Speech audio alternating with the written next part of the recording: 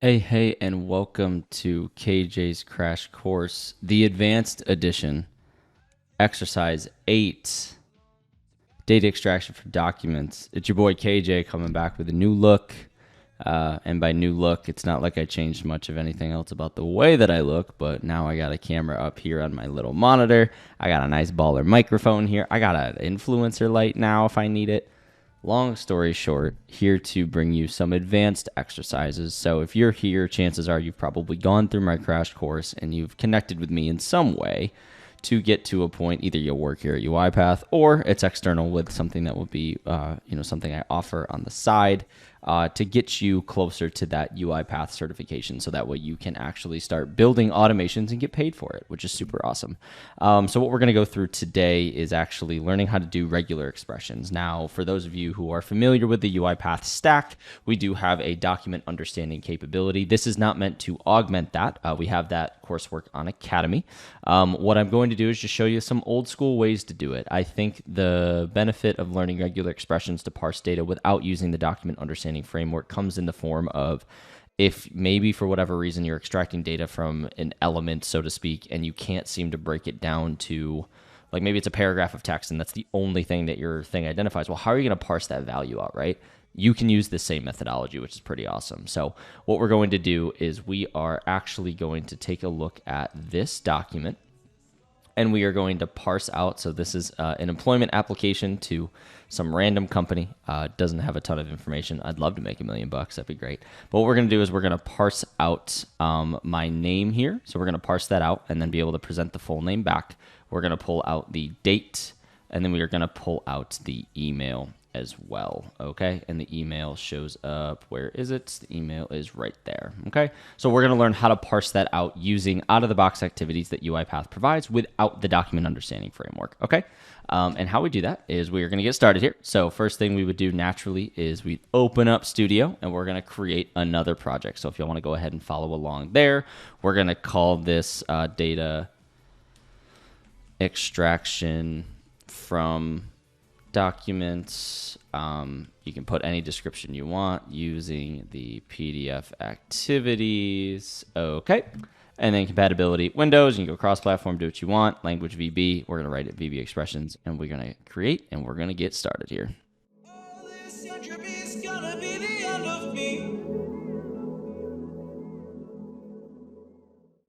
So you shouldn't need to do this, but I'm going to make sure. So this is just a nice little Easter egg, so to speak. I'm actually going to pull my packages down real quick. So you can feel free to skip ahead a little bit, but I'm going to pull them down to the version that I had created on this originally.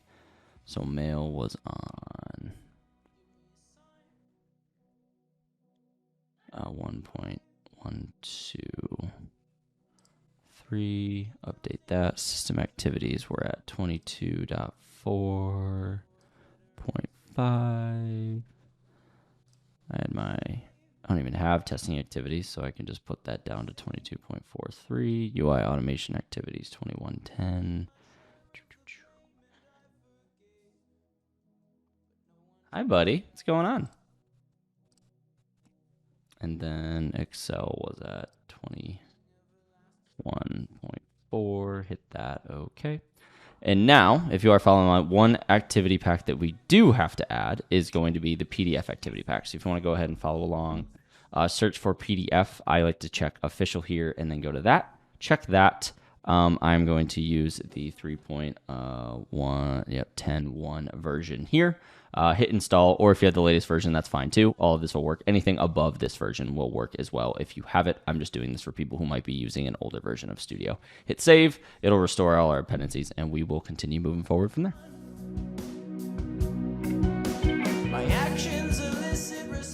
Awesome.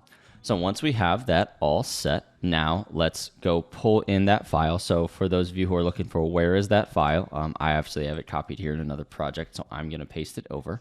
But for y'all, if you just go to the description, I provided a Google Drive link so you could download this file. So go ahead, download that, and then put it into your package here. Once we've done that, let's click open workflow and let's get started. So now that we've downloaded that PDF activity pack, what we need to do is we need to get that data out of the PDF. Now with the PDF activities, when we go search, if we search PDF, oh, wow, it's a new activity pack that has a bunch of activities. And as you can see, we have a bunch of different things: export PDF page as an image, extract images from a PDF, get the page range, count, etc. So as you might be thinking, can we do some creative stuff like splitting PDFs up? Yes, absolutely. I welcome you to go to the UiPath Marketplace and go take a look at that. But what we're going to use is this read PDF text activity. Okay, so go ahead and pull that in. And then you're going to look for the file name. Once you've put the file in the project here, which it doesn't show up anymore, which is kind of annoying. But you do that, and you should be able to go find this. If you have it in downloads, that's fine too. Not a big deal. Just make sure your robot, so to speak, has access to that file path. All right, so click open, and then you'll see here we have read PDF text, and then there will be an output here where we want to store the text. So this works on, okay, so just to confirm, so this is going to work read PDF text. This works on digitized documents. What that means is that if I open this up, I can kind of copy and paste from this, okay? That means that it is actually digitized text already. If we did not have the ability to copy and paste from it, like other PDFs that exist, what you would do alternatively, which you do not need to do for this exercise, is you would pull in a read PDF with OCR instead, do the same thing, and then how we have drag and drop capabilities, we would search for the OCR engine that we want to use, pull that in, but oh wait, the property and the text output is exactly the same, okay? We are not using it for this exercise, but if you were planning on trying this exercise with something that's not digitized, this is the activity that you would use instead. Just feel free to go ahead and pull in Tesseract OCR, and then everything you do from this point will be exactly the same, okay? But I'm gonna delete that out just for the sake of demonstration. All right, cool. So now we're on the read PDF text, and we can see an output. I'm just gonna call this, I'm gonna create a variable called string PDF text. Not PF text, PDF text is what we're looking for. Awesome, we did that, and we'll see the variable's been created here to be used throughout my main sequence. Awesome, okay. That is going to store that text into memory, and then there's this cool little hack that you can do where we can actually just create text files. I think this is super, super valuable, especially when you want to see what the output looks like. This is going to help us with the pattern matching. It'll make way more sense as we go through this, but please follow along with me. I think you'll learn something. So pull in this write text file. So just like in the previous exercises that you probably went through on the crash course with the like right range, so to speak, to create that Excel file out of thin air when we scraped all those data table elements, this is the same concept. So what's the text we're going to write? Oh, look, it's the string PDF text. And then what's the file name? I'm just going to call it output.txt. Make sure to add that .txt so it gives you the type of file. And then let's go ahead and run this so we can actually get a test of what we're going to see here.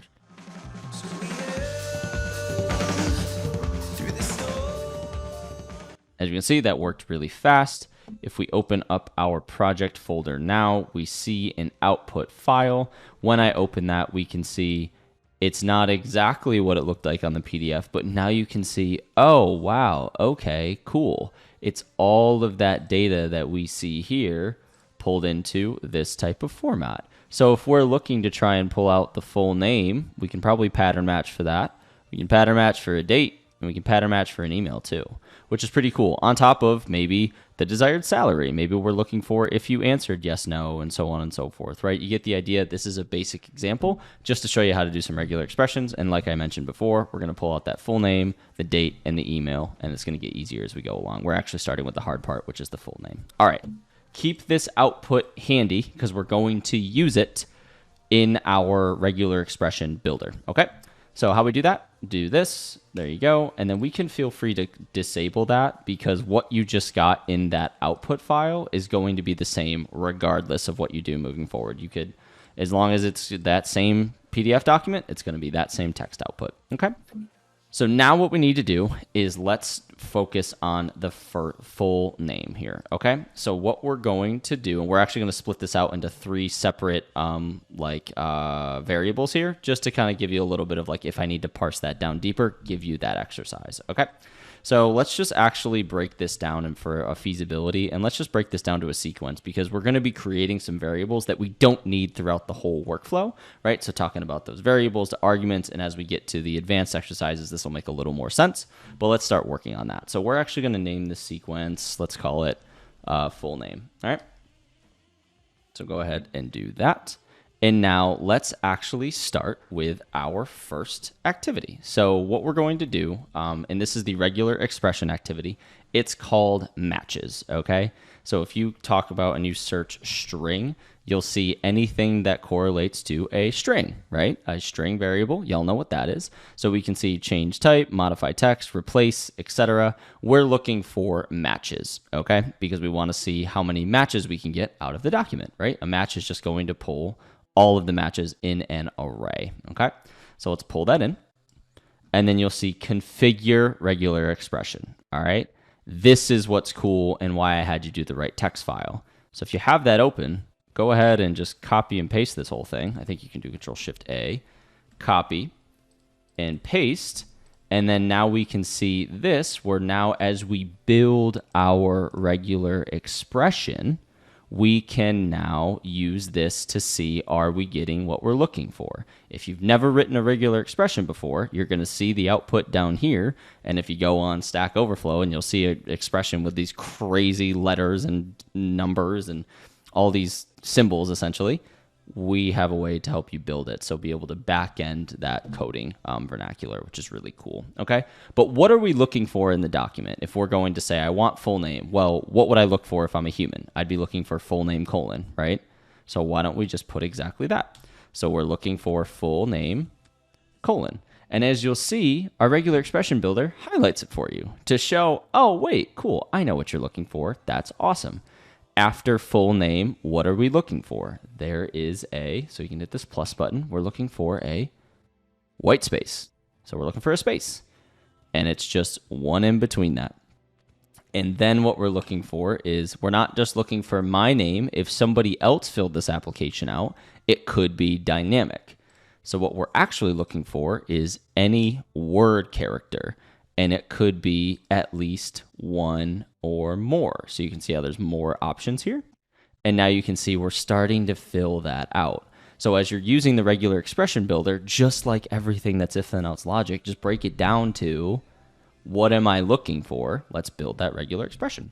So then let's keep moving on. Then you'd expect, oh yeah, we're going to look for, you guessed it, another white space.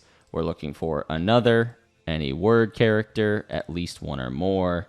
Right? We know there's going to be a middle initial, right? You could probably stop there, but let's just pull the middle initial anyway, just so we can figure out how to parse that out, okay? So then right there, any word character, at least one or more. And as you can see, that is the regular expression that has been generated for you. Congratulations, you are learning how to code. Isn't that awesome? You'll hit save, and now you will see the pattern has been populated in the properties pane. What's our input? Well, our input's the text from the PDF. And the result is, I like to be very descriptive, right, with what I'm pulling. I'm going to call it array of matches for full name. Okay? And then that is going to give us an output of all of the available matches that it found. So how many times does full name show up in that document? That number is going to pull to the array. All right. Now what you can do to check this, much like we did with the right text file, you can also see how many matches you got. So what we're going to do is pull in a for each activity under this, and we're going to say for each item in the array of matches. We're just going to use that right line activity that we've used before just to see what our output looks like. Okay? Right line. And then I just want the item, and let's just convert it to a string just to see how many matches we get. Our expected result is output should be 1. So let's go ahead and run that and make sure that that's correct.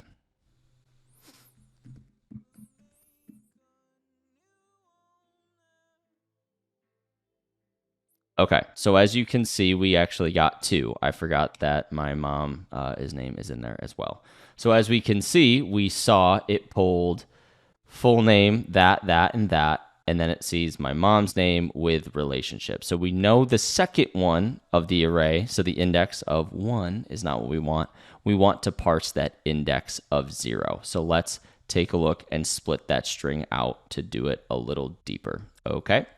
So what we're going to do now is let's split that output so we know this first one is an item.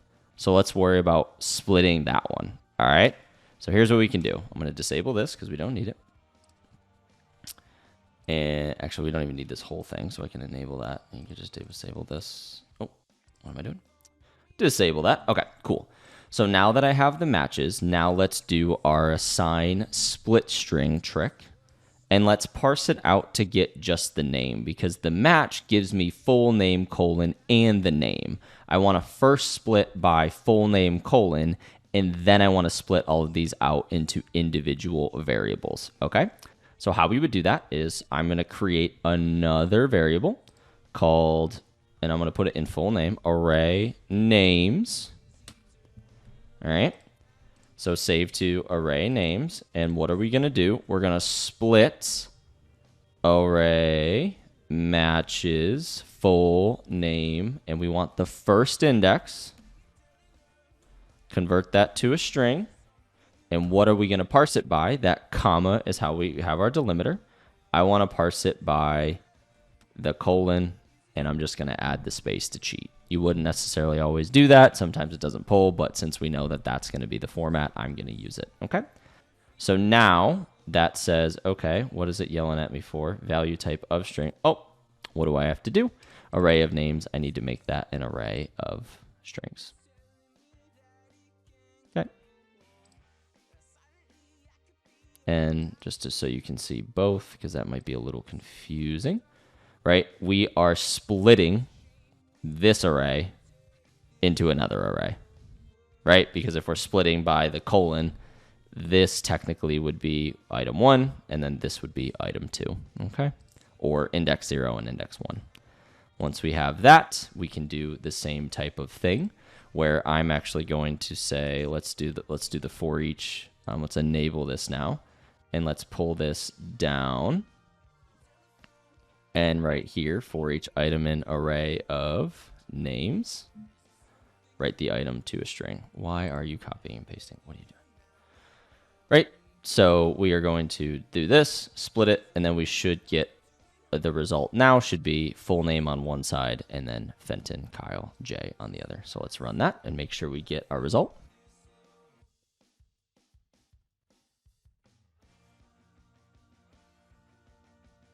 Yep, and we saw it super quick, but let's pull that up. That did work successfully. That is index 0. That is index 1. Now let's focus on splitting out Fenton, Kyle, and Jay. All right. So since we know that the second index of array names contains the name that we're, or the first name, last name, and middle initial that we're looking for, let's do another split, and then we'll assign it accordingly. So let's pull in another assign.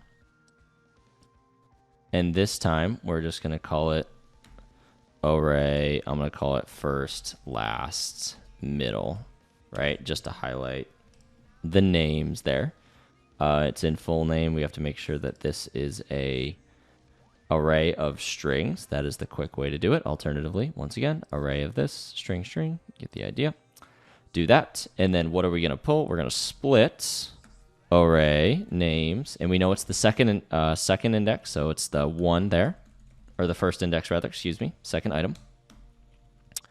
And then this time what we're going to split it by is a space, because we know that my last name, and then there's a space in between, and then there's a space in between the middle initial. Okay, so now that we know that we're just using that space, now what we can do is use a multiple assign to write the values. So what we can do here at the end is, now that we know that there is a split, let's create a variable for string last name. What is that value? So following the split methodology here, if we know we're splitting by the space and there's a space in between, Fenton is going to be what? The 0 index. So we're going to put array first, last, middle, 0. To string, and then just to make sure we get that final result, I'm going to add a trim to the end of it as well. Okay, then after that, actually, can I expand this a little bit? Maybe not.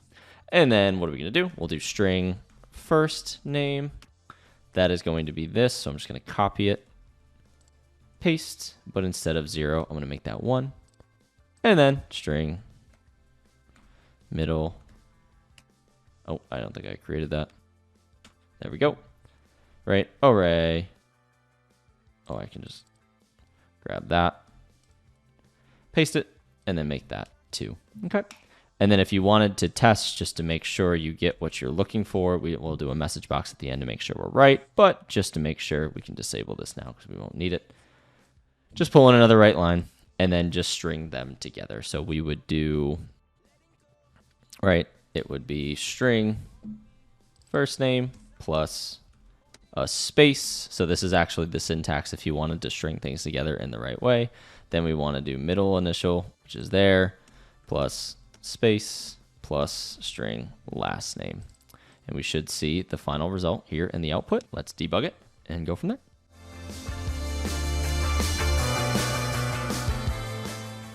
And we can see that is a successful output of yours truly, KJ Fenton, who goes by KJ, but the official name is Kyle John Fenton. Awesome. So that right there is actually the harder part, where we don't necessarily have a pre-configured regular expression to use. I told you I always started with the hard part because now I'm going to show you the easy part for date and email. Okay. So this is all good for what we're looking for. So then right here, we'd say, okay, I want to make this part of the main sequence because we're going to tie it all together in a message box at the end and do some cool stuff. But there we go. We are done with full name. We can close that down and we are good. Now let's do a sequence for date and email. We're going to put them together because it's actually really simple to pull these out, right? I was holding out on y'all. I know, I'm sorry. But what we'll do is once we create that, let's pull in another matches and create a different regular expression. Once again, have that text file all there, hit A, and then there we go. Awesome. Don't necessarily need to do this though, if you know that there's only one in there, what you're looking for, but it's going to be the same concept. So right here, you see how we have email and date and URL and phone number in there? You can use that. So the reason I started with the hard one is because we built something, but when I hit email, let's just start with that one. That's a wild expression, right? Now there are people in this world that can code that. However, to that point, I don't think all of us are going to be able to do that. So we have this built in to be able to pull any email that's there. And as you can see, it's highlighting the only email that's here, okay? So as you would do that, you'd hit save. We'd store this into, we have to store it into an array. So we'll call this array of email. But then assigning it would be super simple, right?